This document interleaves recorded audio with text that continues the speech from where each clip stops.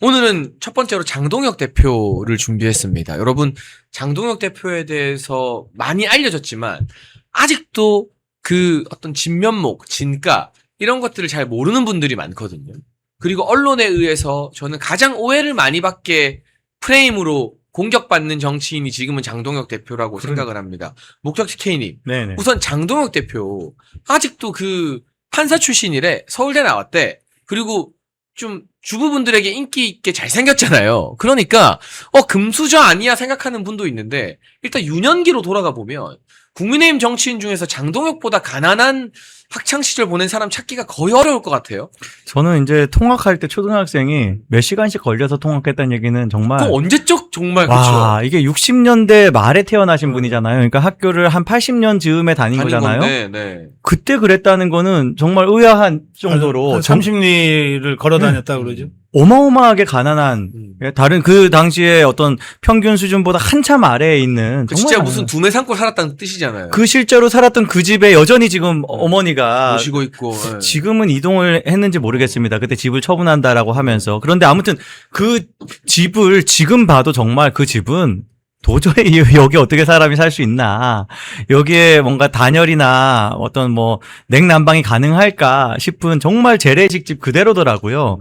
그런 걸 생각할 때, 장동혁 대표는 아예 어떻게 보면 일반 국민들과 경험 자체가 다르다. 정말 가난한 어떤 경험에 대해서 약간 피눈물 나는 그런 어떤 뭐 각인이 있지 않겠는가라는 생각이 좀 듭니다. 저 집이죠. 저런 집이 어딨냐고요. 박사님, 이런 것도 그 자라는 환경에서 어려움을 겪어본 것도 큰 정치인이 되는데 되게 중요한 요소 아니겠습니까?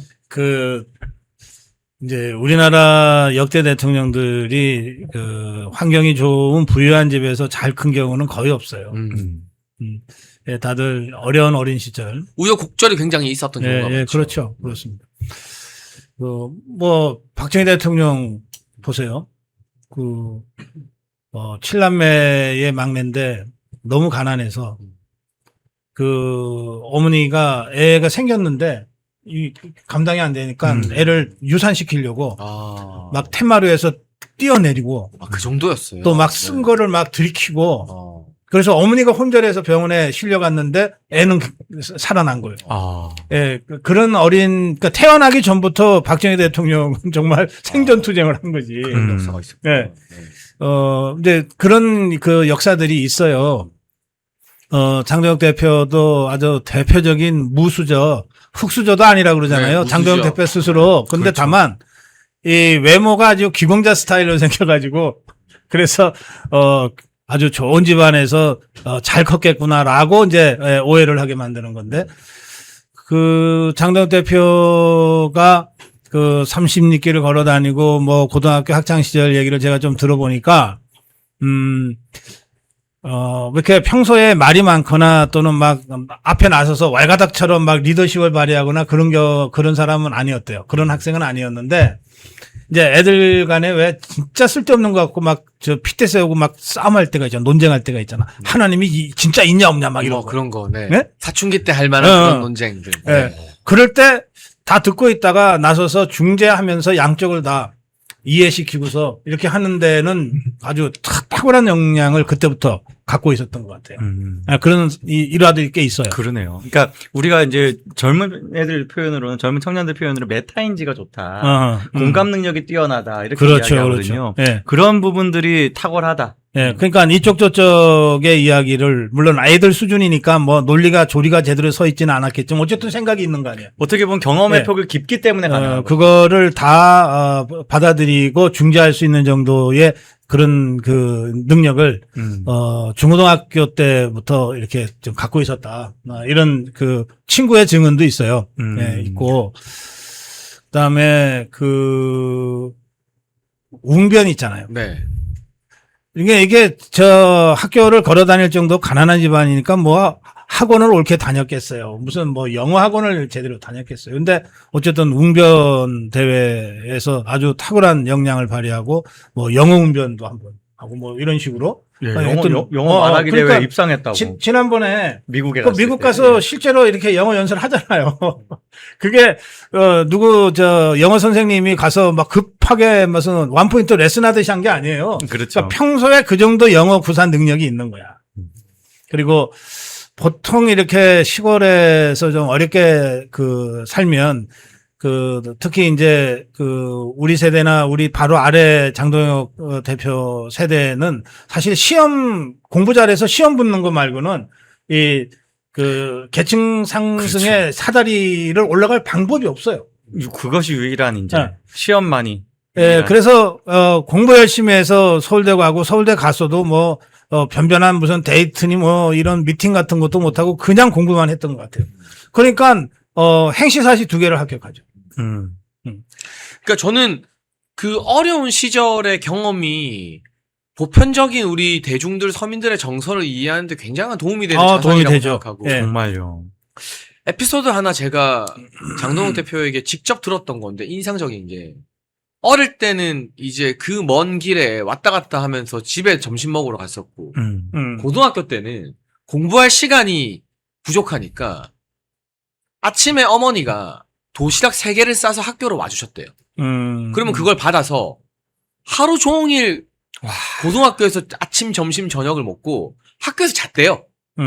와. 집에 왔다 갔다가 너무 머니까 학교 교실 뒤에서 자고 새벽에 일어나면 또 어머니가 오시면 어제 먹은 도시락 빈통 돌려드리고 어머니한테 다시 받아서 고3 때는 그렇게 공부를 했다 하더라고요. 저는 살다 학교에서 자면서 도시락 3개 받아가지고 살았다는 이야기를 들으니까 진짜 우리가 생각하는 거 이상의 어려움을 겪고 그랬는데도 지금 어머니랑 너무 사이가 좋게 어머니를 모시고 하는 것들이 막 많이 알려지잖아요. 어머니가 네. 맹자 어머니시네. 그러니까요. 제가 방송 중에 울어도 됩니까? 정말 이거는 진짜 과장이 울컥하네. 아니라 본인이 직접 저에게 따로 사석에서 이야기해준 에피소드거든요. 아니 저는 이제 장동혁 대표지만 그 어머니 마음이 너무 막 이렇게 와닿아가지고 진짜로 울컥했어요. 우리 어머니 같아가지고 그 어머니가 자녀가 그래도 뭐 지금 장동혁 한 명만이 아닌데 특히 고등학교 3학년 때는 특별히 아들이 충분히 마음껏 공부하게 하기 위해서 본인이 어떻게 보면 그 이동을 대신 한 거잖아요. 그리고 식사까지 그렇게 와, 그 마음이 또 어떤 마음이었을지. 그리고 아들은 학교에서 자면서, 그러니까 말이 쉽지 교실에서 자는 게 친구들 눈치도 보이고 일어나면 얼마나 그렇겠어요. 근데 말이 안 되지. 그러면서 공부해서 또 아들은 서울대 가는 걸로 보답한 거고. 그렇죠. 네. 그리고 성인이 됐을 때를 한번 살펴볼게요. 여러분, 그 장동혁 대표가 행시와 사실을 모두 다 패스했습니다. 근데 첫 번째는 행시거든요. 그러니까 대부분의 정치 뉴스나 유튜브에서는 법조인 장동혁, 판사 장동혁이 어땠는지를 조명하는데 그렇죠. 우리는 그것만 봤죠. 저는 이걸 이야기하고 싶어요. 행시 붙고 교육부 공무원으로 몇 년 일을 했어요. 그러니까 교육부 사무관으로. 그렇죠. 전 이게 또 다른 정치인들과 일반적인 법조인 출신 정치인들과 다른 면모라고 보는 게 일반 사람들처럼 직장 생활을 해본 거예요. 그렇죠. 행시부터도 5급 사무관으로 들어가면 거의 그 막내인 거잖아요. 그 쟁쟁한 중앙부처에서는. 그러니까 5급 사이에선 막내인 거죠. 거기서 몇 년 직장 생활을 했다는 게 바로 법조인들이 평생 나 잘났다는 그 엘리트 의식과는 다르게 우리 월급 받고 회사 다니고 하는 사람들의 서름이나 이런 걸 알 수 있는 굉장히 중요한 배경이 아닐까 싶은 생각이 들더라고요. 그거 굉장히 중요한 포인트. 맞아, 정말. 평생 법조인으로 또 존경받는 그 사람들이 있습니다. 예, 근데 뭐 이회창 전 총재 같은 분이요. 이분은 그냥 평생 판사를 한 거예요. 아주 꼿꼿하고 대쪽 같은 그 판사로 유명한데. 그렇죠. 근데 이분은 사회생활이라는 게 없어요. 이게 그런 대쪽 판사들일수록 사건 관계자하고 부딪히는 것 자체를 피하기 위해서 밥을 사무실에서 혼자 먹어. 평생 그래요. 그건 또 그 직무에는 또 적절한. 아니, 그래서 그냥, 그 판사는 대개 비서 1명 정도 있거든요. 그렇죠. 그냥 그 비서랑 둘이서 맨날 저 사무실에서 곰탕 시켜 먹거나 설렁탕 시켜 먹는 걸로 하면서 해요. 그러니까 뭐 나름 훌륭하지, 법조인으로서는. 그러나 그렇죠. 일반적인 그 장사미사들의 그런 그 애소사 같은 거는 잘 모르는 거예요. 그러니까요. 소셜 스킬이라든가 어떤 경험이라든가 그렇지, 이런 그렇지. 것들이 너무 네? 부족해지는 거예요. 그냥 그러니까 사실 판사만 하면 전혀 문제가 없고 오히려 좋아요. 그거. 그러니까 서류상으로 이런 사람이 이런 범죄를 저질렀는데 이건 형법 몇 점 몇 항에 양형은 어느 정도 뭐 이런 거는 정확하게 할 수 있을지 모르지만 그 무미건조한 그 문서 뒤에 숨어 있는 그 수많은 우리 장사미사들의 눈물과 애환과 아픔 있잖아요. 예. 이거는 이해가 안 되는 거야. 판결을 할 때도 그런 깊이가 부족할 수 그렇지. 있는. 예, 그런 면에서는 장동혁 대표가 판사를 그렇게 오래 하지도 않았지만 판사를 하기 전에 그런 경험을 가졌다. 비록 행시에 통과한 그 공무원이긴 하지만 어쨌든 이 공무원 생활을 한 몇 년을 했다. 그거는 다른 법률가 출신, 이른바 우리가 검사, 판사, 법률가 출신이라고 할 때 갖는 그 아주 무미건조하면서도 고지식하고 고리타분한 그런 이미지를 장동혁 대표가 넘어설 수 있는 굉장히 훌륭한 자산이에요. 그래서 저는 그 단순히 뭐 공부 잘해서 행시도 합격하고 사시도 잘했어요가 아니라 일반인들 직장 생활하면서 얼마나 많은 스트레스를 받습니까? 솔직히. 그렇죠. 저도 회사 예. 다녀보고 막 했습니다만 그거를 모르는 정치인들이 사실은 우리 국민들의 마음을 뭐 어떻게 알까? 근데 그거를 해본 정치인이 사실 국민의힘에는 많이 없거든요. 왜냐하면 그렇지. 국민의힘 대부분 공안대작 출신들 음. 또는 대학 교수 출신들을 선호하니까 그게 우리가 놓치고 있던 이 정치인 장동혁의 굉장히 중요한 그 10년인 것 같아요. 맞네요. 교육부 공무원으로 근무했다는 그 10년 가까운 기간이. 그 교수 출신들이 정치판 들어오면 되게 실패하잖아요. 네. 그 이유가 간단해요. 인간관계, 사회관계가 없어. 그러니까 공부만 하다가 학생들과의 관계는 늘 슈퍼갑이잖아. 그렇죠. 그다음에 연구실에 조교 한 명 있는 거야. 그렇지. 그래서 뭐 제가 누구라고는 얘기 안 하겠는데 교수 출신으로 국회의원도 되고 장관도 된 사람들이 많잖아요. 이 사람 교수 때 보면 그 점심 때 그 야 빵 좀 사와라 하고 5,000원을 줘. 그럼 조교가 가서 3,000원어치 사고 2,000원을 거스름돈을 갖고 오면 2,000원 받아. 그리고 빵 지 혼자 먹어. 그 조교는 밖에 나가서 라면 때우는 거야. 이게 교수 생활이야. 뭐 모든 교수가 다 그런 건 아니지만 대체로 교수들이 그래. 그러니까 이런 사람들이 세상을 어떻게 아냐고. 뭐 자기가 뭐 포럼 같은 거, 세미나 같은 거 할 때는 뭐 멋있게 이론을 얘기할 수 있지만 거기에도 마찬가지로 그 이면에 있는 장사미사들의 피한 눈물과 애환 같은 거는 모르는 거예요. 그 지금 박사님께서 같은 직종에 있어도 이런 류가 있고 이런 류가 있다. 어떻게 보면 장동혁 대표 같은 류가 굉장히 적은 류죠. 아주 네. 소수파죠. 근데 사실 그래서 그런 것도 있겠지만 국민의힘이라는 정당에서 정치를 할 수 있는 사람들은 사실은 대부분이 다 장동혁 대표 같지 않은 케이스들. 자기가 집안이 뭐 아주 넉넉하거나 그래서 출세가도를 달리거나 그런 과정에서 어떤 사회 경험이라든가 뭐 사회생활에서의 어떤 하급자 역할이라든가 이런 것들 경험 없이 그냥 말씀하신 교수라든가 판사라든가 이런 걸 한 사람들이 너무 많이 있다. 그런 사람들이 당원의 마음을 이해하기 굉장히 어렵다. 그리고 그들에게 이해시키기 어렵다라는 어떤 우리 당원들의 입장도 있거든요. 그런데 그 우리 네. 일반 당원들 있잖아요. 네네. 책임 당원들. 네. 이런 사람들은 법률가 출신들은 평소에 손도 안 잡는 사람. 그러니까. 뭐 더럽다고. 그러니까. 하정우 같은 사람들인 거예요. 그렇지. 교수 같으면 네. 아예 이 사람 근처에 오면 괜히 겁나고 저 사람 혹시 나한테 뭐 해코지 하지 않을까? 아, 정우 방심하고 그렇게 쉬고 사는 있었는데. 사람들이에요. 그게. 그러니 그 사람들이 우리 당원들 보면요. 제가 지방에 내려갈 때마다 아미고 동지들도 보지만 정말 수십 년 당원들도 많이 만나 뵙거든요. 이분들 손 잡으면 정말 거칠거칠해. 맞아. 예. 응? 옷차림은 대체로 남루해요. 응? 당장 금방 일하다 오신 분들이니까 이런 분들의 그 애국심, 예. 이런 분들이 모여서 만들어낸 우리 국민의힘의 당원의 당심.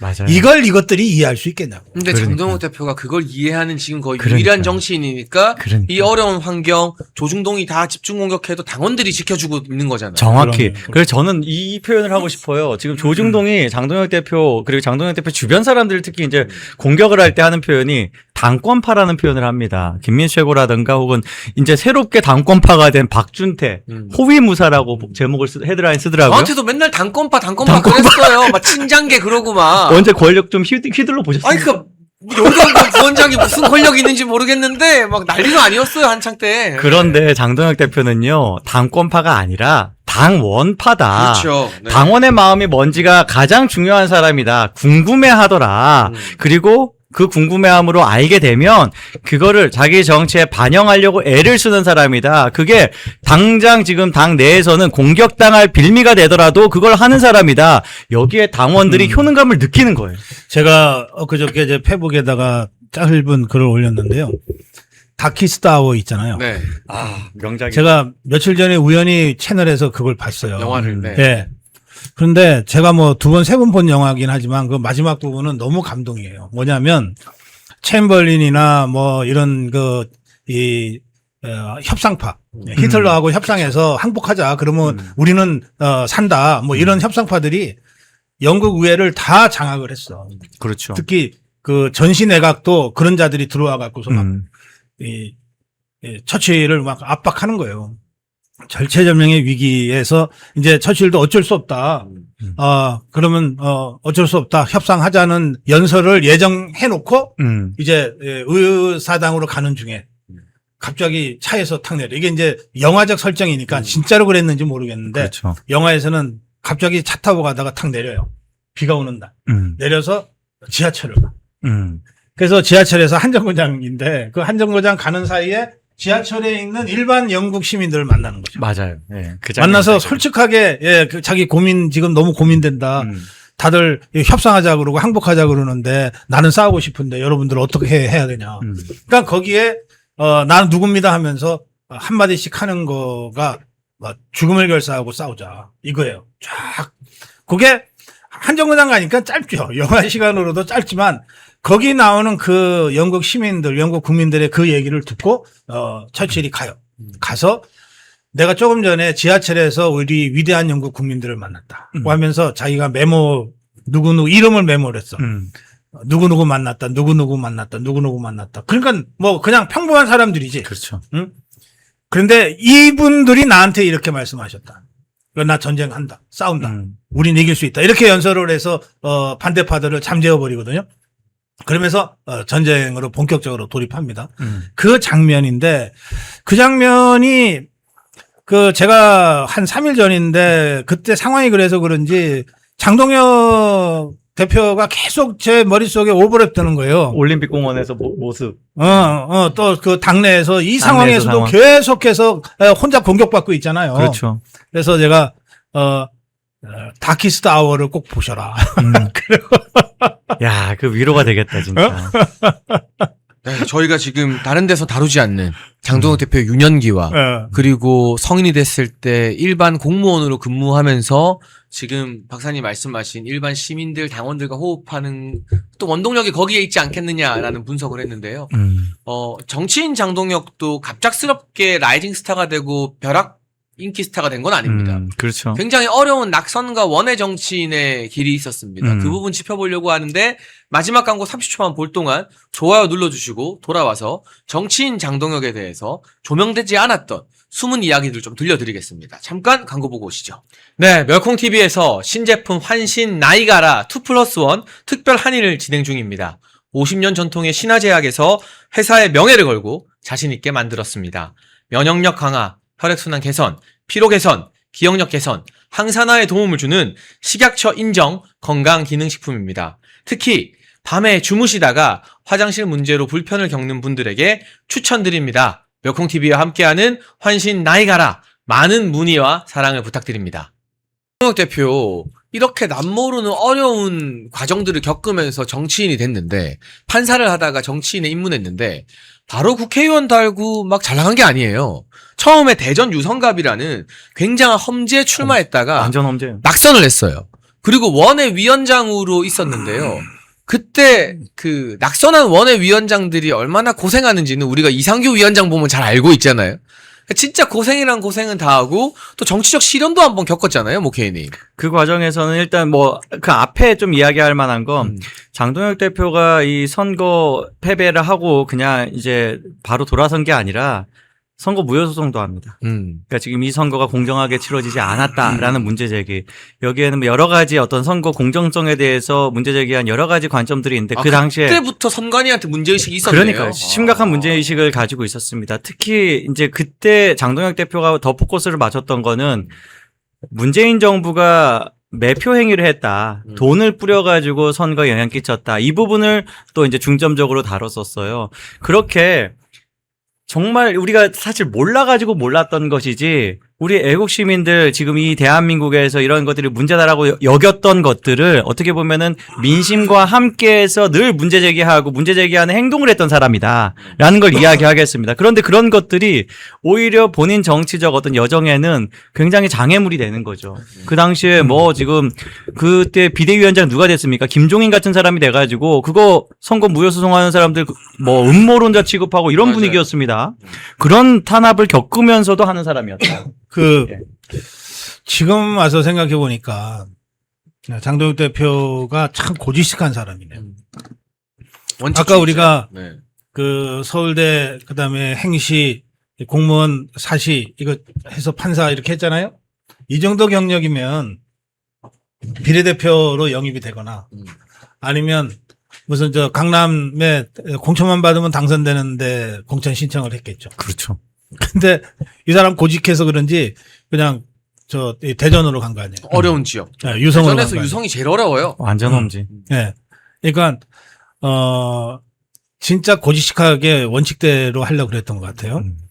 그래서 이제 정치 입문하면서 이제 쓴맛을 보게 되는데 저는 지금 우리 국민의힘의 그 주류가 영남권이잖아요. 영남권은 그냥 어찌어찌 줄 잘 서가지고 공천 받으면 비례대표보다도 더 행복한 이 정치인 생활을 적어도 10년 가까이 할 수 있어요. 일단 공천 한 번 받으면 두 번, 세 번은 그렇죠. 그 보장되는 거니까. 그렇죠.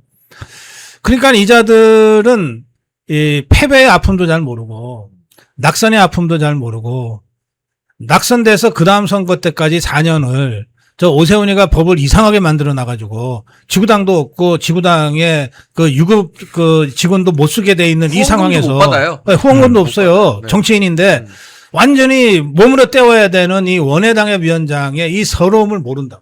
그렇죠. 이게 딱 국민의힘의 주류는. 맞아요. 좋게 편하게 온 사람들은. 그런데 장동혁 대표는 바로 그 과정을 온몸으로 겪은 거거든. 그러니까 그 저는 장동혁 대표가 조광한 지명직 최고위원을 딱 그 지명직으로 지명했을 때 그리고 조광 최고위원이 그러더라고요. 원외당협 위원장들의 힘을 좀 모아주십시오라고 했다는데 이거는 겪어보지 않으면은 잘 안 되는 거예요.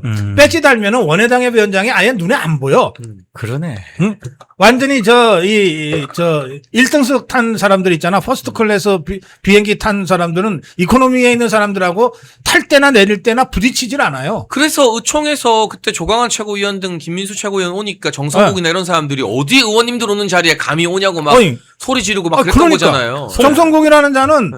이런 경험이나 고생이 하나도 없어. 그냥 바로 꿀지었고 전략 공천 받은 거니까요. 그냥 부산 친구에 전략 네. 공천 받아갖고 그냥 배치 단 거거든. 아니 송원석이 공식적으로 초청을 해가지고 했는데도 갔는데도 그러잖아요. 그 난리니까 무슨 얼마나 불가촉 천민 취급하는 거잖아요. 그러니까 시각 자체가 아예 최고위원인데도 그러니까. 원해라고. 네. 예, 그래서 이런 경험들이 다 지금의 장동혁 리더십을 만들어낸 굉장히 중요한 요소들로 우리가 봐줘야 된다. 그런데 여기에 어떻게 보면 기회도 있는 거예요. 이 어떤 원외 당협위원장들이 만일 다음 공천에 공천받고 이제 선거에 승리해서 원내로 들어온다?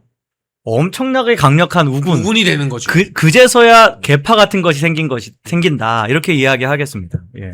아니 그리고 이런 어떤 고생하는 걸 알아주니까 조광한 최고 같은 사람이 뭐 장동혁 대표를 얼마나 오래 알았겠습니까? 근데 그 진정성이 통하니까 누구보다 든든한 우군이 되어주는 거잖아요. 그러네요. 김민수 최고도 마찬가지고 박준태 비서실장도 마찬가지고요. 박준태 비서실장이 뭐 장동혁 대표를 안지 오래돼봐야 얼마나 오래됐겠습니까? 그렇죠. 네. 그런데 당내에서 막 활발하게 여러 명 만나고 돌아다니는 스타일은 아니지만 인연을 맺은 소수는 장동혁에 대한 어떤 신뢰나 의리가 아주 깊어진다는 거.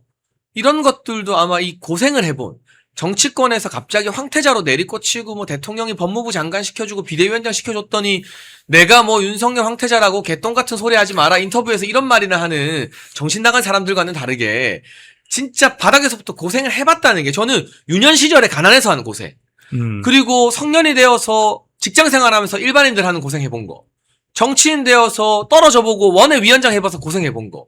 이 세 가지 고생이 지금의 장동혁을 만든 게 아닌가 싶어요. 정말 그런 것 같습니다.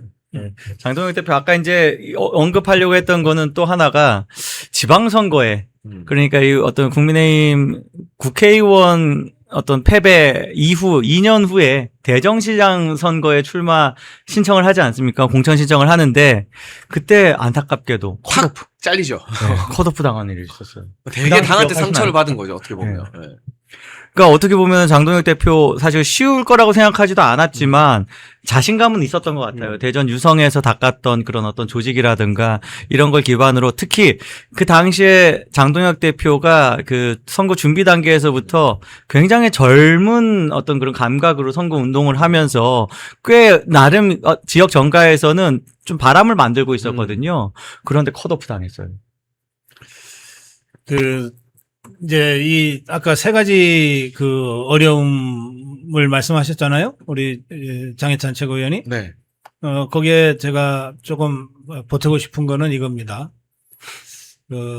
저는 종교가 없는데, 이 신앙이 있는 분들은 이런 어려움과 고통과 환난을, 넘어설 수 있는 강력한 힘을 발휘하곤 해요. 장동혁 대표가 굉장히 독실한 기독교 신앙을 갖고 있는 그렇죠. 거 네. 알려져 있고 또 그거를 굳이 감추려고 하지 않아요. 맞아요. 그런데 그렇다고 해서 뭐 사찰에 가는 것을 거리끼 하거나 뭘 좀 이렇게 좀 어려워하거나 그런 것 같지도 않아요. 예. 그러니까 좀 이렇게 툭 튀어 있는 것 같아. 예. 그래서 안으로는 굉장히 치열하고 또 그 여러 가지 어려움을 신앙의 힘으로 극복해서 여기까지 왔다고 생각하는데 그렇다고 해서 이런 자신의 그 종교를 뭐 내세우거나 뭐 이걸 가지고서 뭘 하려거나 이런 생각은 또 전혀 없어. 그런 면에서는 그 공인으로서의 자기 정리가 아주 잘 돼 있는 사람이다. 그런 생각이 들고요. 제가 엊그저께 이 올림픽 공원에서 장동혁 대표의 모습을 보면서 제가 다시 한번 감탄했어요. 어느 대목이냐면 처음에 아까 말씀 나왔는데 그 경찰이 진입하려고 그러니까 막으러 간 거 아니에요. 네. 그리고 국민과 함께 있겠다고 간 거 아니에요. 근데 현장에 가서 이제 연좌도 했는데 그러면서 뭔가 그래도 무작정 스포츠 선수들 그거를 반출을 우리가 막을 수는 없다 하는 얘기가 그때부터 나왔어요. 근데 그때는 논의 진전이 잘 안 됐어요. 그게 오전 10시, 11시 이때입니다. 그리고 나서 12시 반쯤 돼서 일단 그 자리를 떠나요. 그때 제가 현장에서 본 바로는 장동혁 대표, 김민수 최고위원, 박대출 의원, 또 박준태 의원 뭐 이런 사람들이에요. 이런 사람들이 현장을 떠났어요. 12시 반쯤에. 그래서 이제 점심 먹는 시간도 됐으니까 점심 먹으러 가겠지. 그런데 차를 안 타고 걸어간 거예요. 차를 안 타고 1-3 쪽에 약간 언덕배기처럼 돼 있는 그쪽으로 이렇게 가더라고요. 그래서 조금 이상하다고 생각했지만 그래도 가겠지 그랬어요. 근데 이 장동혁 대표가 가서 잠깐 좀 여유를 가지고 쉰 다음에 다시 들어온 거예요. 다시 들어와서 이제 우리가 잘 아는 그 오후에 중재 상황이 만들어진 거예요. 그러니까 이게 보통의 제가 그동안 보아온 정치인들은 오전에 한번 해서 안 되면 되게 다시 떠나버려. 그냥 말아버리죠, 그렇죠. 사실은. 그렇죠. 네. 네. 아니 뭐 내가 할 만큼 했다. 맞아요, 맞아요. 그리고 그렇죠. 점심시간이고 뭐 이제 점심시간이고. 그런데 이 장동혁은 다시 돌아온 거야 그 자리로. 그러니까. 다시 돌아와서 다시 집요하게 이 설득을 해갖고서 중재안을 낸 거예요. 결이 달라요. 그리고 주위에 거의 모든 우리 올림픽공원에 모인 분들이 박수로 추인할 정도의 아주 합리적인 안을 낸 거예요. 그런데 그러니까 이 장동혁이라는 사람은 포기를 모르는 사람, 또 자기가 어디에 있어야 된다고 생각하면 그걸 끝까지 지키는 사람. 그러니까 진짜 책임성이 있는 사람이다. 이런 생각이 들었어요. 정말. 예. 자, 그런데 이제 거기서 또 한 번의 반전이 일어나잖아요. 중재를 했는데 한 사람이 버틴 거야. 그러니까 이 사람을 장동혁 대표를 비롯해서 여러 사람들이 설득을 했어. 한 2시간 가까이. 했는데 설득이 안 됐잖아요. 네. 그럼 그 시점에 사실 보통 정치인 같으면 아니 내가 말이야 내가 난데 내가 이렇게 어렵게 협의안을 만들고 중재를 했는데 그리고 아무리 생각해도 이게 가장 합리적인 아닌데 하고 밀어붙일 생각이 들었을 거예요. 그럴 수 있죠. 네. 예? 네, 밀어붙일 생각이. 밖에서 보는 저도 그런 생각 솔직히 들었으니까. 그런데 장동혁 대표가 거기서 딱 멈춰버리는 거예요. 올림픽 공원은 모든 사람이 동등한 자격으로 온 곳이고 단 한 사람의 반대라도 있으면 우리가 설득은 해보겠지만 설득이 안 되면 포기하는 게 맞다. 이거 진짜 어려운 결정이거든요. 그러니까 이건 자칫 잘못하면 뭐 장동혁이 별거 아니네. 뭐 가갖고서 폰만 잡았지 아무것도 해결한 건 없잖아. 라고 하는 비난을 받을 수 있는 상황이었어요. 그때 장동혁 대표가 차라리 비난을 선택한 거야. 네. 그게 진짜 용기라고 저는 생각해요. 네. 그래서 그때 막아선 사람에 대한 그 막아선 국민에 대한 논란은 뭐 여러 가지 좀 있는데 그 논란을 뭐 제가 하자는 얘기는 전혀 아니고요. 그 시점에 설득이 안 되면은 집행하면 안 돼. 라고 하는 그 용기가 아주 전 중요하다 이렇게 생각해요. 예, 그런 점에서 지금 장동혁 대표가 지금 현재 보이고 있는 리더십은 저도 제가 한 40년 정치 평론하면서 보아온 지금까지의 정치 지도자들과는 완전히 결이 다른 그런 새로운 리더십이다. 박사님이 이렇게 평가하시는 건 정말 저는 처음 보는 일이긴 하거든요. 그러네요. 네. 아니 비슷한 사람이 없어. 그러니까 지금까지 정치인들 중에. 박사님이 정치인에 대해서 이제 논평을 할 때는 그 기준이 굉장히 높아요. 높잖아요. 엄청 짜셔요. 잘 아시겠지만. 네. 완전 짠물이신데. 그러니까요. 오늘 이 장동혁 대표에 대한 저희가 심층 검증을 하면서 고성국 박사님이 저렇게 말씀하시는 거 아마 올림픽 공원에서 장 대표의 모습이 또 고 박사님께도 새로운 아마 충격, 좋은 의미에서의 그런 걸 주지 않았을까 싶은데 제가 한 1년 전쯤에 우리 고 박사님과 좀 이제 사적인 자리에서 장동혁 대표에 대해서 이제 논의를 했던 기억이 있거든요. 그때 그 고 박사님은 굉장히 조심스러우셨어요. 그러니까 아직 이제 충분히 검증이 안 됐다라는 그랬죠. 입장이었습니다. 예, 지켜봐야 된다. 그런 네. 관점인데 거기서부터 시작인 거거든요. 그러니까 장동혁 대표가 고 박사님한테 호감을 준 상태에서 1년을 보낸 게 아니라 굉장히 고 박사님께서 아직 모른다. 아직 믿을 수가 없다. 아직 신뢰하기 어렵다라는 과정에서 이렇게 하나하나 검증하시고 난 결과이기 때문에 저는 이 평가가 그 어떤 정치인에 대한 평가보다 더 의미가 크다라는 생각이 듭니다. 장동혁 대표가 어떻게 보면 고 박사님의 마음을 따낸 것 같다는 느낌이거든요. 그렇다고 볼 수도 있는데 예. 혹시 오해 있으실까봐. 장동혁 대표가 된 다음 벌써 한 9개월 됐나요? 오래됐죠. 네. 아, 10개월. 예. 예, 아직 전화 한 통화 없습니다.